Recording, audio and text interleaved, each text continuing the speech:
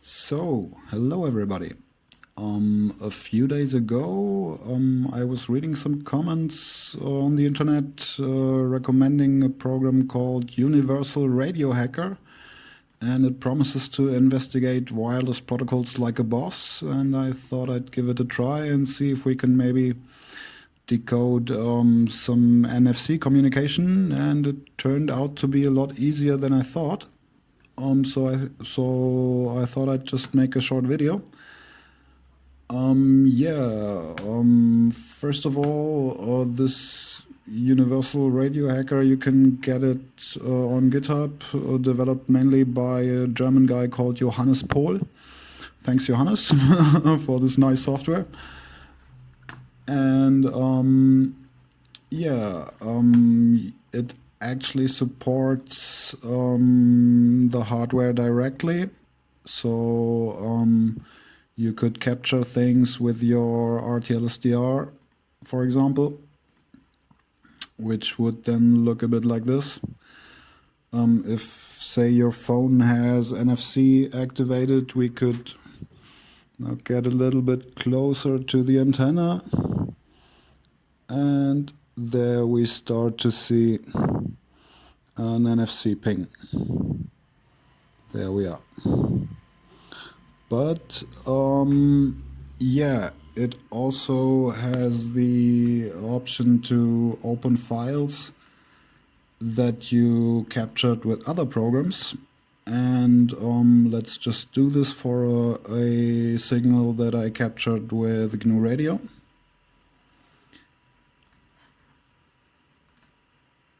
And there's a nice YouTube channel that explains a bit the basic functionality of Universal Radio Hacker. The first thing we need to do is adjust the noise level. So, and then let's first try to decode the Miller code, so the reader talking to the tag. We have this nice option, we can zoom in here. Let's make this a bit bigger. Zoom in here and see the signal nicely. And then we could just crop to this selection. And then we would change the modulation to amplitude shift keying and let it try to auto-detect the parameters, which it is actually quite good at. We just need to, we could look at it in the demodulated view. So here you have the line that determines what gets detected as a 0 and what gets detected as a 1. Let's shift this down a little bit. So, and then to understand the Miller decoding a bit better, I again looked on the internet. Basically that's how it works. So during the bit time, you have, let's say the bit time is divided into 4 states where the signal can either be high or low. So this would look a bit like this. So a 1 would always be coded as a high, high, low, high, or 1, 1, 0, 1. And for the others, for the 0 is either all high, like 1, 1, 1, 1, or a 0 after a 0 would be a 0, 1, 1, 1.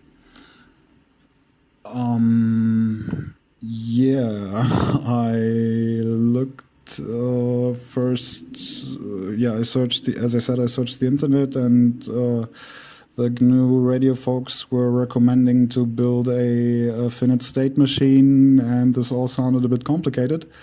So I wanted to see what the universal radio hacker could do for us in this case. So let's first just cut the signal let's cut the beginning. So we start where the signal actually starts. And then if we see these first four characters here, this actually looks quite good. This looks like a 0, 1, 1, 1, and so this should be a 0. And the next bit here, the same then, also 0, 1, 1, 1. One thing we did not do yet, we didn't change the sample rate. It should be 1.2.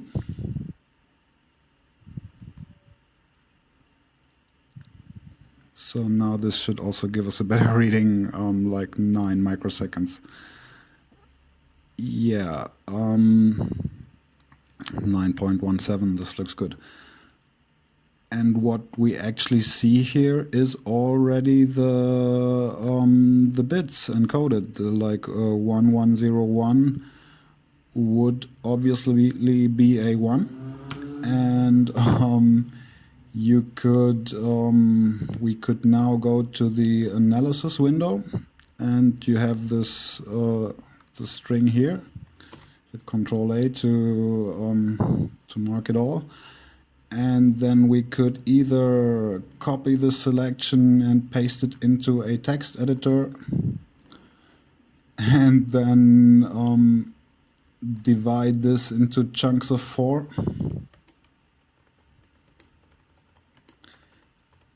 And yeah, as you can see, this actually gives you the bits then.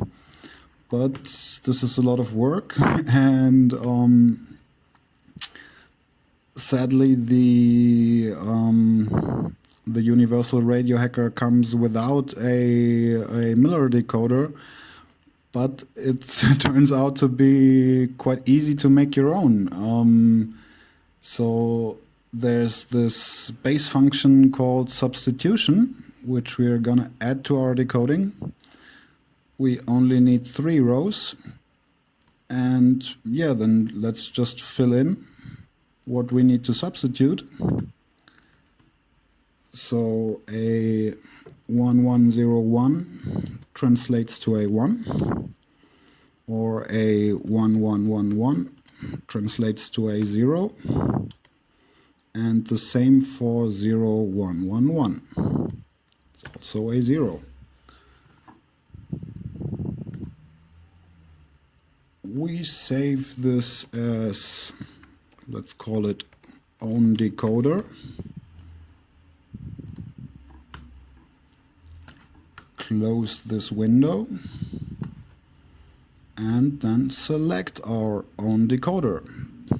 And this already looks quite good. Like here we have the start bit, and here our message starts. This would be the first parity bit, and there we have the, whoops. This would actually be the second byte of the message. Now this is a commonly used NFC format, or standard, let's call it, which has actually parity bits between the bytes, so you would need to somehow cut these out. Fortunately, the universal radio hacker would allow you to use external programs. So let's see if we just modify our own decoder, which for now has just the substitution, but now we're gonna add an external program to our decoding. You just specify the path.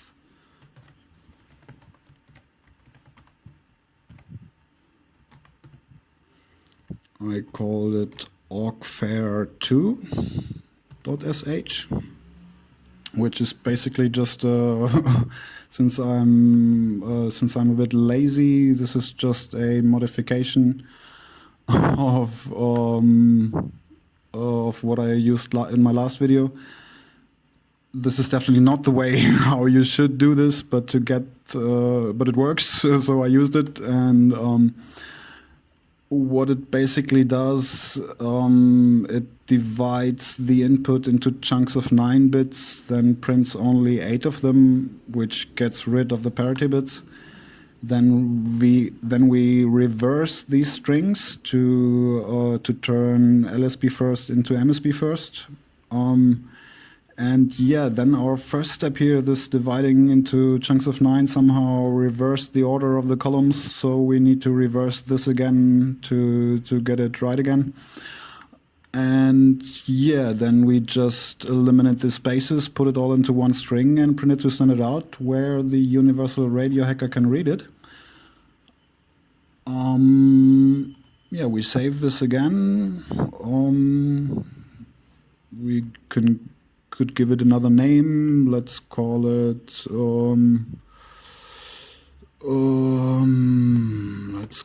Miller Fair.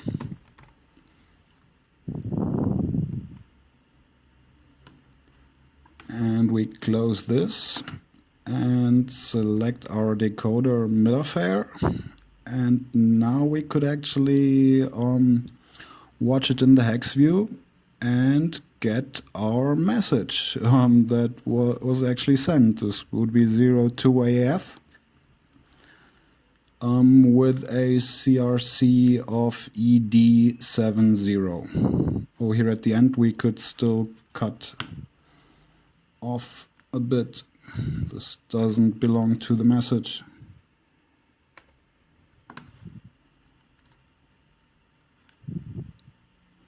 And there's still a bit too much. But yeah, anyway, you get the idea. Same now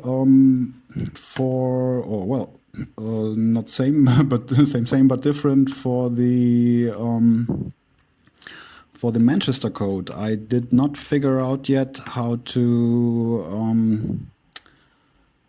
use this Alice and Bob feature where you can assign different participants to the message. So let's just open it again.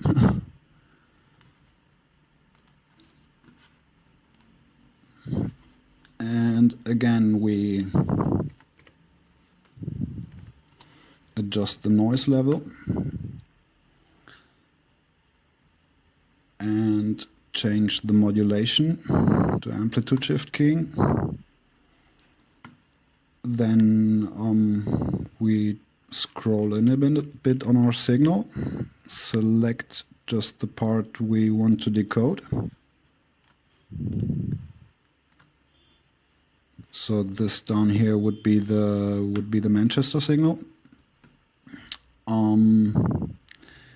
Now we can also let it auto detect the parameters, which it is also again quite good at. Can change here to 1.2 again to get the bit time correct. And yeah, again, here you would have the signal. So this we again cut off the beginning of the signal that does not belong to the signal.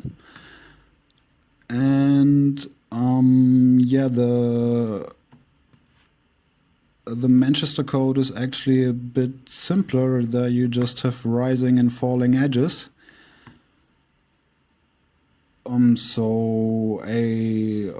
Yeah, we can switch back to the analysis window, and now we select our second signal here. We now could, of course, use simply the Manchester decoder that's already there, and this would already give us the right decoded signal. but of course this would be too easy. So yeah, there are actually two ways. It has this edge trigger base function, which basically does the same. We could either use this, or you could again also use the substitution, which we're going to add. And here we just need 2 rows and say 0, 1 is 1 and 1, 0 is 0. And we save this as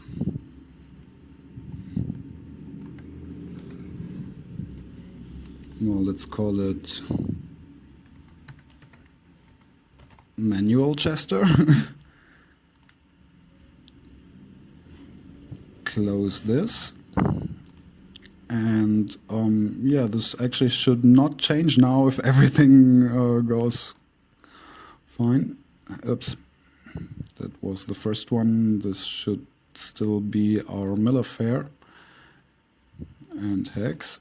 So the second, yeah, the second one now in manual Chester and bits. So there we got it. Now, again, we want to see this as the actual data that was sent. So also here we select this again and add our external program.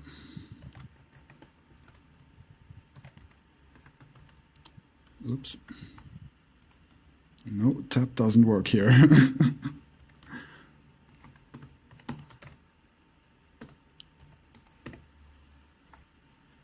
And we again save this as, let's call this Manchester Fair.